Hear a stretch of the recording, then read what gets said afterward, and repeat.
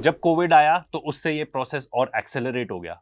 शुरू में तो जो गरीब लोग थे उनके पास पैसे पहुंचे ताकि स्पेंडिंग पावर बन सके, पर उसके बाद जो हुआ, मनी इतना ज्यादा प्रिंट हुआ और आप देख लो कोविड के बाद से जो स्टॉक मार्केट है वो कितना ऊपर गया। एंड स्टॉक मार्केट में पैसा कौन लगाता है? अमीर ही तो लगाते हैं। फिर इसके बाद रे डालियो एक्सप्लेन करते हैं कि जब वेल्थ कैप इतना ज्यादा बढ़ जाता है उसके बाद आता है रेवोल्यूशन, क्योंकि जो अंदर लोग हैं उनको लगता है कि भाई हमें तो कुछ मिल ही नहीं रहा। और अमेरिका में ये एग्जैक्ट यही चीज हो रही है कि जो अमीर है इतने ज्यादा अमीर हो गए हैं, वेल्थ डिवाइड इतना ज्यादा बढ़ गया है कि वो अब प्रॉब्लम होने लगी है। उसके अलावा अमेरिका जो है फॉरएवर वॉर्स में रहता है। अब इसका भी एक रीजन है क्यों फॉरएवर वॉर्स में रहता है, क्योंकि उससे जो अमीर है उनको फायदा होता है। आप इसराइल का ही एग्जांपल ले लो, इसराइल के पास जितनी भी एड जाती है, या यूक्रेन ले लो फॉर दैट मैटर, जितने भी इनके पास एड जाती है वेपन्स खरीदने के लिए, वो कहाँ आती है? किन लोगों के पास आती है? जितने भी डिफेंस मैन्युफैक्चरिंग कंपनीज है उनके पास आती है। इसराइल का एक और एग्जांपल देखते हैं कि वहां पे जितने भी सेटलमेंट्स है जो बन रहे हैं उसमें कहीं ना कहीं अमेरिकन फाइनेंसर्स का ही हाथ है। एक और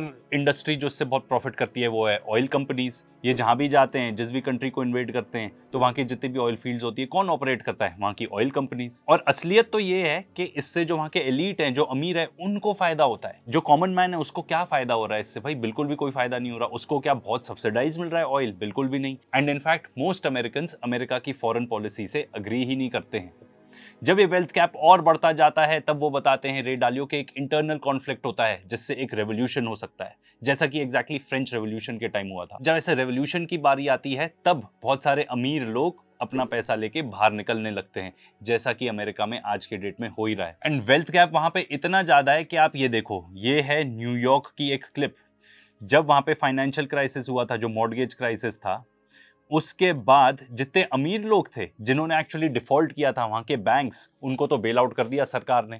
एंड देखिए यहाँ पे, ये आई बिलीव ये वॉल स्ट्रीट की ही क्लिप है। जो अमीर लोग हैं कैसे शैंपेन पी रहे हैं ऊपर, और जो बेचारे, जो लोग बहुत ज्यादा अफेक्ट हो गए हैं, जिनके लिए अब रहना ही मुश्किल हो गया है, अनअफोर्डेबल हो गया है, वो बेचारे नीचे प्रोटेस्ट कर रहे हैं। और जितने भी अमीर लोग हैं अपने बैल्कनी से देख रहे हैं, शैंपेन पीते पीते उन्हीं का मजाक उड़ा रहे हैं। जो मेन पॉइंट है यहाँ पे वो है वेल्थ कैप का, कि वेल्थ कैप इतना ज्यादा होगा कि रेवोल्यूशन होगा। अब आइए कुछ पर्टिकुलर फैक्ट्स एंड फिगर्स देखते हैं। ये देखिए, जो वहां पे अल्ट्रा वेल्दी हैं अमेरिका में, वो ओन करते हैं half of the stock market. ये जो पर्टिकुलर ग्राफ है ये हमें बताता है कि जो वहां के सबसे अमीर है 1%, वो more than half of stock own करते हैं। एंड जितना भी डेट है वहां पे पूरा सिस्टम में, उसका लेस देन 5% ये अमीर ओन करते हैं। ये पर्टिकुलर स्थिति है। कैपिटलिज्म इतना ज्यादा हावी हो गया है अमेरिका में कि जो वहां के 0.01% है वो अपना फेयर शेयर ऑफ टैक्स देते ही नहीं है। इनफैक्ट ऐसी काफी चीज तो आपको इंडिया में भी देखने को मिल रही है, जहां पे हमारे यहाँ पे जो इंडिविजुअल एक टैक्स पे करता है, that is much more than corporate taxation. तो यहाँ पे पॉइंट ये है कि जो अल्ट्रा वेल्दी लोग हैं वो सबसे कम टैक्स पे कर रहे हैं। एंड ये काफ़ी हाईलाइट हुआ था मामला अभी, जब जेफ बेजोस जो फाउंडर है अमेजोन के, उन्होंने इटली में कहीं जाके शादी की थी, तो ये पॉइंट बहुत आया था कि ये आदमी एक्चुअली टैक्स ही कितने पे करता है। एंड जितने ज़्यादा कमाओगे उतना टैक्स पे करना चाहिए, पर वहाँ पे ऐसा नहीं है। लूप होल्स बना रखे हैं जिसके थ्रू वेल्दी लोग और वेल्दी होते जाते हैं। एंड ये एक बहुत ही बड़ा कंसर्न है अमेरिका में। एंड इसीलिए ये जो पर्टिकुलर बिग बिल आया था, ये जो ग्रेट बिल बता रहा है ट्रंप, जो अभी पास हुआ है रिसेंटली, उसमें क्या है? उसमें ये है कि भाई जो मेडिकेयर है वो कट होगा, जो टैक्स है मिडिल क्लास को वो बढ़ेगा, डिफेंस स्पेंडिंग ज़्यादा होगी, जबकि वो तो कह रहा था कि हम वॉर्स कम करेंगे। टैक्स जो रिच हैं उनको और भी कम टैक्स किया जाएगा। एंड ये पूरी कथा आगे बढ़ते जा रही है, इससे एक्चुअली वेल्थ और ज़्यादा कॉन्सेंट्रेट होती जा रही है।